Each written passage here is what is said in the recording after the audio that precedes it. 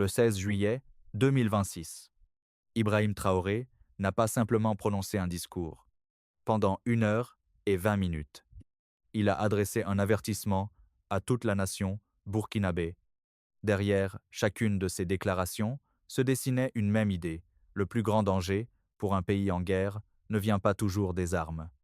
Il peut aussi naître des divisions internes, des manipulations de l'opinion et des récits capables d'affaiblir une nation avant même qu'un seul coup de feu ne soit tiré. Une phrase a immédiatement retenu l'attention. Il n'y a pas deux capitaines dans un bateau. Cette affirmation semblait simple. Pourtant, elle constituait probablement le cœur stratégique de toute son intervention. En quelques mots, le chef de la transition rejetait toute tentative d'installer une hiérarchie parallèle autour de lui. Pour ses partisans, ce message visait à protéger la cohésion du pouvoir. Pour ses adversaires, il fermait définitivement la porte aux spéculations sur d'éventuelles rivalités internes. Ce choix de langage n'était pas anodin.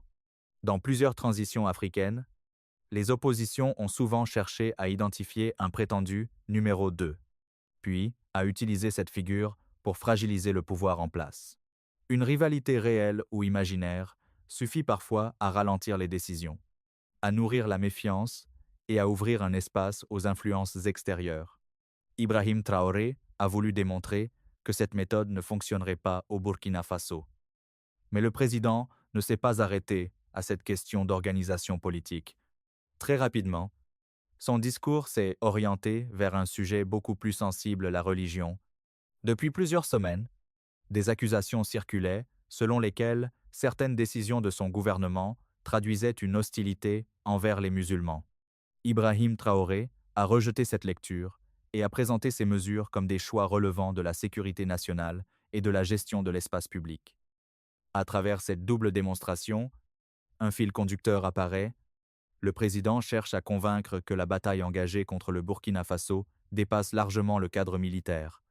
Selon lui, les campagnes de désinformation, les tentatives de division et les instrumentalisations religieuses participent d'une même stratégie destinée à affaiblir l'état de l'intérieur. Cette lecture change profondément la manière d'interpréter son discours. Dès lors, une question s'impose. Pourquoi Ibrahim Traoré a-t-il choisi ce moment précis pour lancer une telle alerte? Et quels signaux cherchait-il réellement à envoyer au Burkina Faso comme au reste du Sahel? La déclaration d'Ibrahim Traoré, selon laquelle il n'existe qu'un seul capitaine à bord, ne relevait pas d'un simple slogan politique.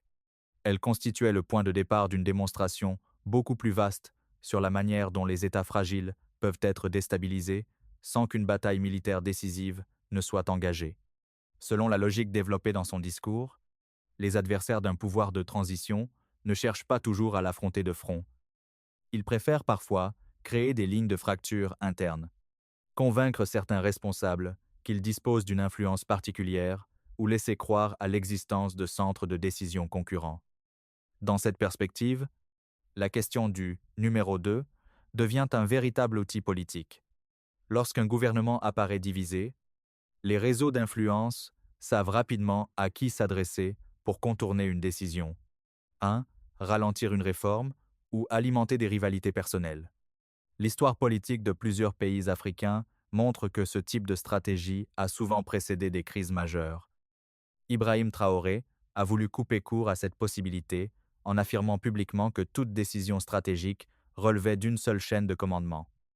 Pour renforcer cette idée, il est revenu sur les circonstances de son arrivée au pouvoir. Il a expliqué qu'il se trouvait lui-même à la tête de ses hommes au moment où la transition s'est imposée. Cette précision avait une portée symbolique importante. Elle signifiait que son autorité ne reposait pas sur un compromis entre plusieurs chefs militaires, mais sur une responsabilité qu'il revendique comme personnelle. En présentant ainsi les faits, il cherchait à renforcer la cohésion de son équipe tout en réduisant l'espace laissé aux spéculations. Cependant, le discours prend ensuite une direction encore plus sensible. Ibrahim Traoré aborde la question religieuse, un sujet que beaucoup considèrent comme particulièrement délicat dans le contexte sahélien. Depuis plusieurs mois, certaines voix accusent son gouvernement de vouloir restreindre les pratiques musulmanes.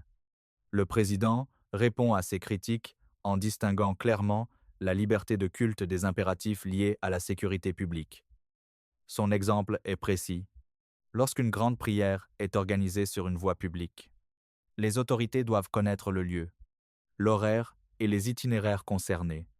Selon lui, cette procédure permet aux services de secours, aux forces de sécurité et aux autorités locales d'anticiper les déplacements et de maintenir la continuité des interventions d'urgence. Il insiste sur le fait que cette organisation administrative ne vise pas une religion en particulier, mais répond à des contraintes opérationnelles dans un pays confronté à une menace terroriste permanente. À partir de là, Ibrahim Traoré développe une réflexion plus large. Il affirme que certains acteurs utilisent délibérément la religion pour manipuler les émotions collectives. Transformer une mesure administrative en attaque contre une communauté religieuse permettrait, selon lui, de susciter l'indignation, de polariser le débat public et de détourner l'attention des véritables enjeux sécuritaires. Dans son analyse, cette manipulation ne profite pas uniquement aux opposants politiques. Elle peut également servir les intérêts de groupes extrémistes qui cherchent à affaiblir l'autorité de l'État. Le président insiste également sur une autre préoccupation. Il évoque le départ de nombreux jeunes burkinabés vers certains pays afin d'y suivre des formations religieuses dont les autorités ne maîtriseraient ni le contenu exact ni les réseaux de financement. Cette situation soulève, selon lui, une interrogation stratégique: que se passera-t-il lorsque ces étudiants reviendront au Burkina Faso après plusieurs années de formation? Porteurs d'une vision religieuse qui pourrait ne pas être compatible avec le cadre laïque de l'État, sans accuser individuellement ces personnes. Il invite les citoyens à réfléchir aux conséquences possibles d'un manque de contrôle sur ces filières. Ainsi, le discours dépasse largement le débat religieux. Ibrahim Traoré cherche à construire une lecture globale du conflit qui touche le Sahel.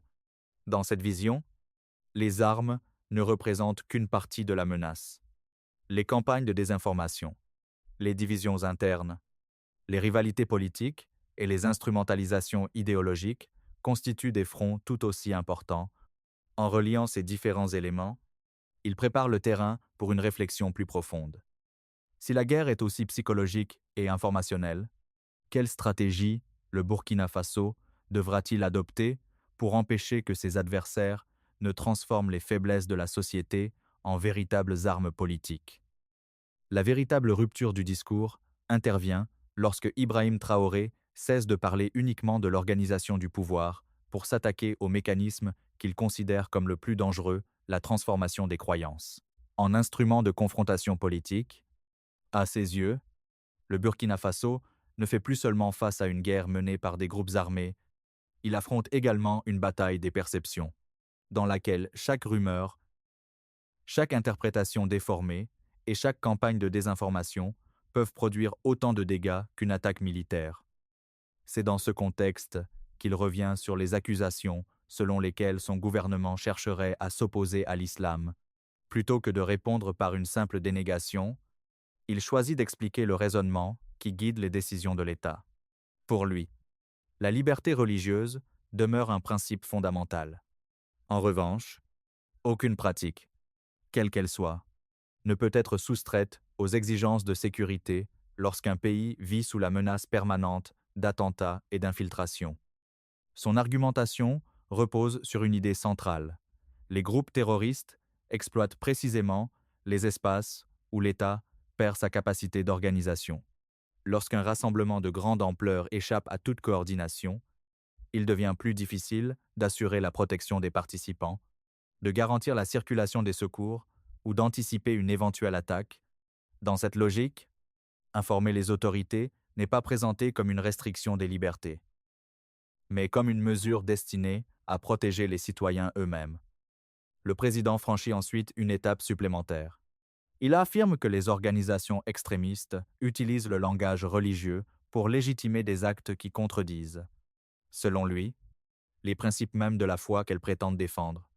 Cette distinction est essentielle dans son discours. Ibrahim Traoré refuse que le terrorisme soit confondu avec la pratique religieuse de millions de croyants. Il cherche au contraire à isoler les mouvances radicales afin d'éviter que la lutte contre le terrorisme ne soit perçue comme une lutte contre une religion. Cette approche répond également à un objectif politique. Si une partie de la population est convaincue que l'État attaque sa foi, la confiance envers les institutions s'effondre progressivement. Les adversaires du gouvernement n'ont alors plus besoin de convaincre par des arguments politiques, il leur suffit d'alimenter un sentiment de persécution. Ibrahim Traoré considère que cette stratégie représente aujourd'hui l'un des principaux leviers de déstabilisation dans la région sahélienne. Le message qu'il adresse dépasse donc largement les frontières du Burkina Faso. En évoquant la manipulation des identités religieuses, il suggère que plusieurs pays africains sont confrontés à des méthodes comparables. Derrière les affrontements visibles se développerait une compétition beaucoup plus discrète, où l'information, les réseaux d'influence et les campagnes de propagande deviennent des instruments de pouvoir. Si cette analyse est juste, alors la prochaine étape ne consistera plus seulement à renforcer les capacités militaires, elle exigera une stratégie capable de protéger simultanément les institutions, la cohésion nationale et la confiance des citoyens. Trois piliers que le président considère désormais comme indissociables de la souveraineté du Burkina Faso. Le véritable objectif du discours d'Ibrahim Traoré ne réside pourtant pas uniquement dans les avertissements qu'il adresse à la population.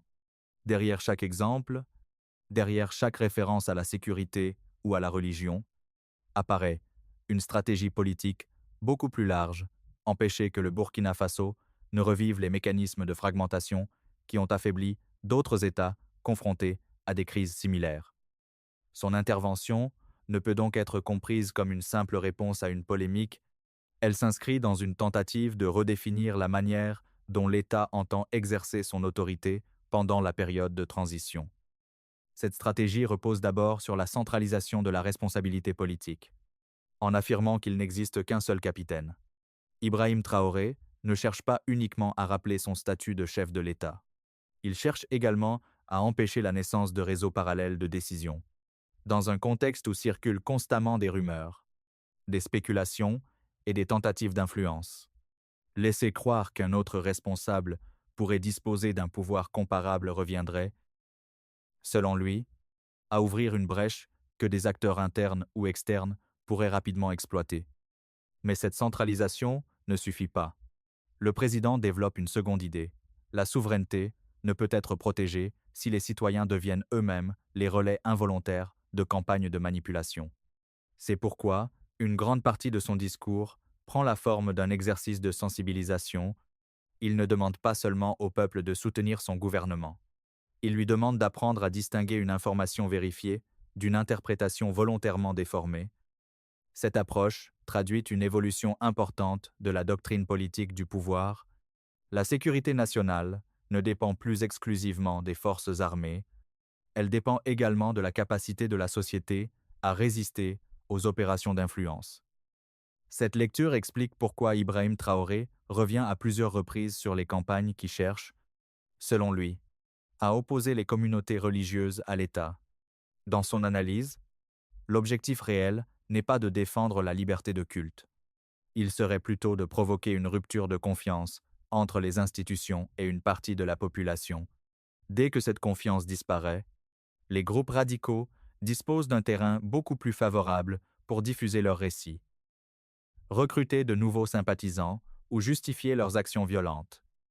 Le président évoque également la question des formations religieuses suivies à l'étranger par plusieurs centaines de jeunes burkinabés. Il ne présente pas automatiquement ces étudiants comme une menace. En revanche, il estime que l'État doit savoir qui organise ces départs, quels programmes sont enseignés et quelles influences idéologiques pourraient accompagner leur retour. Cette interrogation dépasse la seule dimension religieuse. Elle concerne plus largement la capacité d'un État à connaître les réseaux qui agissent sur son territoire ou qui exercent une influence sur ses citoyens. À travers cette réflexion, Ibrahim Traoré construit progressivement une vision globale de la souveraineté. Pour lui, défendre le Burkina Faso ne signifie pas seulement protéger les frontières ou renforcer les capacités militaires. Cela implique également de préserver l'indépendance des décisions politiques, de limiter les influences extérieures jugées déstabilisatrices et de maintenir une cohésion nationale capable de résister aux tentatives de division. Dans cette logique, la guerre contre le terrorisme devient indissociable de la guerre contre la désinformation, contre les manipulations identitaires et contre les fractures sociales que certains acteurs chercheraient à exploiter. Cette approche permet aussi de mieux comprendre pourquoi son discours a suscité autant de réactions. Pour ses soutiens, Ibrahim Traoré apparaît comme un dirigeant qui tente d'anticiper les formes contemporaines de la guerre hybride. Selon cette lecture, les attaques armées ne constituent qu'une partie visible du conflit. Les opérations psychologiques, les campagnes médiatiques et les stratégies d'influence représenteraient désormais des instruments tout aussi déterminants pour affaiblir un État. À l'inverse, ses détracteurs peuvent considérer que cette interprétation concentre une part importante des difficultés nationales sur des menaces extérieures ou sur des opérations de manipulation, alors que d'autres facteurs, notamment économiques, sociaux ou institutionnels, mériteraient également d'être pris en compte. Cette divergence de lecture explique en partie pourquoi chacune de ces déclarations provoque des réactions très contrastées, au Burkina Faso comme à l'étranger. Quoi qu'il en soit, une conclusion s'impose à ce stade du récit. Le discours du 16 juillet ne cherchait pas uniquement à commenter la situation du moment. Il visait à préparer les esprits à une phase nouvelle de la transition, dans laquelle le pouvoir entend renforcer simultanément l'autorité de l'État, la vigilance de la population et le contrôle des espaces considérés comme sensibles. Reste alors une interrogation majeure: cette stratégie produira-t-elle l'effet recherché sur le long terme? Ou ouvrira-t-elle une nouvelle séquence de confrontation politique dont les conséquences dépasseront largement les frontières du Burkina Faso? Après plus d'une heure de discours, une conclusion commence à s'imposer. Ibrahim Traoré ne cherchait pas uniquement à répondre au débat du moment. Son intervention visait surtout à préparer la population à une période qu'il considère comme encore plus déterminante pour l'avenir du Burkina Faso. Dans sa lecture des événements, le pays entre dans une nouvelle phase où les affrontements militaires continueront, mais où la bataille décisive se jouera également dans les domaines politiques, informationnels et psychologiques. Cette évolution explique pourquoi il insiste autant sur la notion de vigilance collective. Pour Ibrahim Traoré, aucune réforme institutionnelle, aucune victoire militaire et aucun projet de développement ne pourront produire des résultats durables si les citoyens perdent confiance dans leurs propres institutions. À partir du moment où les rumeurs deviennent plus crédibles que les informations officielles, où les divisions identitaires prennent le pas sur l'intérêt national et où les manipulations émotionnelles remplacent le débat public, l'État risque progressivement de perdre sa capacité d'action. Le président établit ainsi un lien direct entre la stabilité politique et la capacité du pays à poursuivre ses objectifs de souveraineté. Depuis son arrivée au pouvoir, son gouvernement affirme vouloir renforcer l'autonomie économique, réduire les dépendances extérieures et reconstruire les capacités nationales. Mais, selon la logique développée dans son discours, ces ambitions ne pourront être atteintes que si le Burkina Faso reste politiquement uni. Une société profondément divisée offrirait, au contraire, des opportunités supplémentaires à tous ceux qui souhaitent ralentir ou empêcher cette trajectoire. Dans cette perspective, la tournée qu'il effectue à travers les différentes régions du pays prend une signification particulière. Officiellement, il s'agit d'aller à la rencontre des populations, d'écouter leurs préoccupations et d'évaluer les difficultés locales. Politiquement, cette démarche lui permet également de renforcer le lien direct entre la présidence et les citoyens. En réduisant la distance entre le pouvoir central et les réalités du terrain, Ibrahim Traoré cherche à limiter les espaces dans lesquels pourraient prospérer les interprétations erronées ou les récits concurrents. Son discours laisse également apparaître une volonté de transformer les citoyens en acteurs de la résilience nationale. Au lieu de considérer la sécurité comme la seule responsabilité des forces armées, il invite implicitement chaque Burkinabé à participer à la protection du pays par son comportement quotidien, vérifier les informations avant de les partager, éviter les discours de haine, préserver la cohésion entre les communautés et refuser les tentatives de manipulation. Cette conception élargit considérablement la définition traditionnelle de la défense nationale. Toutefois, cette stratégie comporte aussi des défis importants. Plus un gouvernement insiste sur les risques de manipulation et sur la nécessité de maintenir l'unité nationale, plus il lui devient indispensable de préserver un climat de confiance avec l'ensemble de la société. Les mesures présentées comme nécessaires à la sécurité devront donc continuer à être expliquées avec précision afin d'éviter qu'elles ne soient interprétées comme des restrictions injustifiées. La capacité du pouvoir à communiquer de manière transparente constituera probablement l'un des facteurs déterminants de cette nouvelle étape. Sur le plan régional, le discours dépasse également le cadre burkinabé, les problématiques évoquées par Ibrahim Traoré, terrorisme, radicalisation, désinformation, souveraineté, influence extérieure et cohésion nationale concernent plusieurs pays du Sahel confrontés à des défis comparables. Son intervention peut ainsi être interprétée comme un message adressé non seulement à ses compatriotes, mais aussi aux partenaires et aux observateurs qui suivent l'évolution politique de la région. Elle rappelle que les autorités burkinabées souhaitent inscrire leur action dans une logique de souveraineté affirmée tout en faisant de la stabilité intérieure une priorité absolue.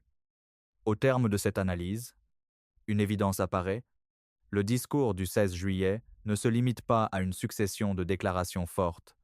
Il constitue une tentative de définir une doctrine politique dans laquelle la défense du territoire, la maîtrise du récit national et la préservation de l'unité sociale deviennent trois dimensions complémentaires d'un même projet. Reste désormais à savoir comment cette doctrine sera appliquée dans les mois à venir et quelle réaction elle suscitera auprès des différents acteurs politiques, religieux et internationaux qui suivent avec attention l'évolution du Burkina Faso. Le discours du 16 juillet 2026 restera probablement comme l'une des interventions les plus longues et les plus structurées d'Ibrahim Traoré depuis son arrivée à la tête du Burkina Faso. Pendant plus d'une heure, il n'a pas seulement commenté l'actualité. Il a tenté de proposer une lecture globale des défis auxquels son pays est confronté, en reliant les questions de sécurité, de souveraineté, de cohésion nationale et de circulation de l'information. L'idée centrale de son intervention apparaît désormais avec davantage de clarté. Selon lui, les menaces qui pèsent sur le Burkina Faso ne peuvent plus être analysées uniquement à travers les affrontements militaires. Elles prennent également la forme de campagnes, de désinformation, de tentatives de division interne, de rivalités politiques et de discours susceptibles d'affaiblir progressivement la confiance entre les citoyens et leurs institutions. Dans cette perspective, préserver l'unité nationale devient une composante essentielle de la stratégie de défense. Son insistance sur l'existence d'un seul capitaine, sur la nécessité d'encadrer certains rassemblements publics et sur les risques liés aux manipulations religieuses s'inscrit dans cette logique d'ensemble. Pour ses partisans, ces prises de position traduisent la volonté de consolider un État confronté à une guerre complexe. Pour ses critiques, elles soulèvent également des interrogations sur la manière dont cet équilibre entre sécurité, liberté publique et cohésion sociale sera maintenu au fil du temps. Ces deux lectures continueront probablement d'alimenter le débat politique. Une chose paraît néanmoins certaine. En choisissant de développer publiquement ces thèmes devant la population, Ibrahim Traoré cherche à préparer les Burkinabés à une période qu'il estime décisive. Son message dépasse la seule gestion du présent. Il invite les citoyens à réfléchir aux formes contemporaines des conflits, où l'information, les perceptions et les influences peuvent peser autant que les opérations militaires elles-mêmes. Les prochains mois permettront d'observer si cette stratégie renforce effectivement la résilience du Burkina Faso ou si elle ouvre de nouvelles controverses dans un contexte régional déjà particulièrement instable. Quelles que soient les évolutions à venir, ce discours marque une étape importante dans la manière dont Ibrahim Traoré présente sa vision de la transition et de la souveraineté. Plus qu'une simple déclaration politique, il constitue une tentative d'expliquer comment le pouvoir entend affronter les défis d'un Sahel en profonde transformation. Si cette analyse vous a permis de mieux comprendre les enjeux de cette intervention, N'hésitez pas à partager votre point de vue dans les commentaires. Le débat reste ouvert, car les décisions prises aujourd'hui pourraient influencer durablement l'avenir du Burkina Faso, plus largement, celui de l'ensemble du Sahel.